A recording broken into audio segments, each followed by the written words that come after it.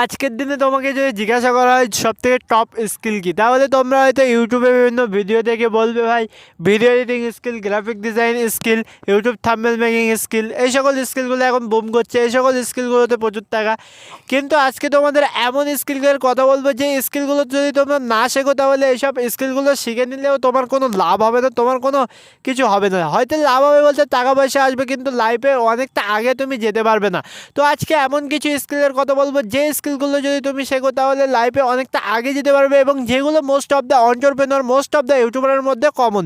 সেই ফান্ডামেন্টাল স্কিলগুলো তোমাদের অবশ্যই শেখা প্রয়োজন। তো নম্বর ওয়ান যে ফান্ডামেন্টাল স্কিল আমরা আলোচনা করবো, সেই নম্বর ওয়ান ফান্ডামেন্টাল স্কিল হচ্ছে প্রবলেম সলভিং স্কিল।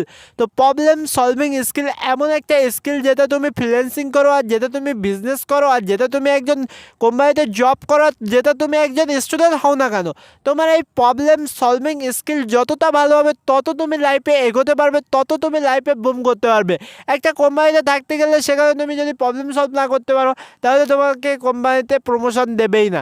যদি একজন স্টুডেন্ট হও তাহলে তো প্রবলেম সলভিং অবশ্যই করতে হবে। একজন যদি বিজনেসম্যান হও তাহলে তো প্রবলেম সলভিং স্কিল ছাড়া একজন বিজনেসম্যান হতেই পারবে না। আর যদি একজন ফ্রিল্যান্সিং হও তাহলেও তোমাকে প্রবলেম সলভ করতে হবে। অ্যাকচুয়ালি আমরা যখন কাস্টমারের কাছ থেকে টাকা চার্জ করি তখন তার প্রবলেমটাকে সলভ করার জন্যই আমরা টাকা চার্জ করি। তো প্রবলেম সলভিং এটা হচ্ছে এমন একটা ফান্ডামেন্টাল স্কিল যেটা তোমরা অবশ্যই ইনক্রিজ করার ট্রাই করো, এবং এটা কীভাবে ইনক্রিজ করবে ভিডিওর শেষে আমি বলবো। ওকে, তো আমরা সেকেন্ড স্কিলে চলে যাই। সেকেন্ড যে ফান্ডামেন্টাল স্কিলটা আমাদের অবশ্যই শিখতে হবে সেটা হচ্ছে ডিসিশন মেকিং স্কিল। এমন একটা স্কিল বর্তমান সময়ে দাঁড়িয়ে এআইয়ের জামানা চলছে এবং চারদিকে চার রকম জিনিসপত্র চলছে। এই সময় আমাদের যদি সঠিক ডিসিশন আমরা না নিতে পারি, আমরা কোন লাইনে যাব, কোন কাজ করব, পরবর্তীতে কেরিয়ার কিসের ওপর বিল্ড করব, তাহলে পরবর্তীতে গিয়ে তোমরা অনেকটা ভোগাতে হবে।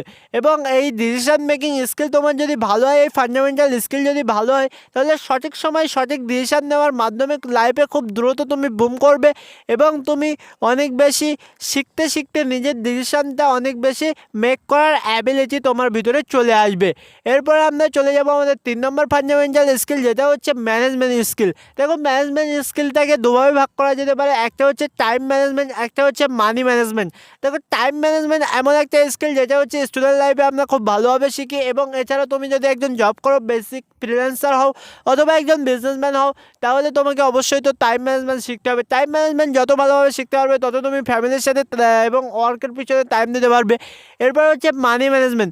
মানি ম্যানেজমেন্ট এমন একটা স্কিল যেটা যদি তুমি না শেখো তাহলে তুমি লাখ লাখ টাকা ইনকাম করলেও নিজের টাকা পয়সা সব কিছুই হারিয়ে ফেলবে।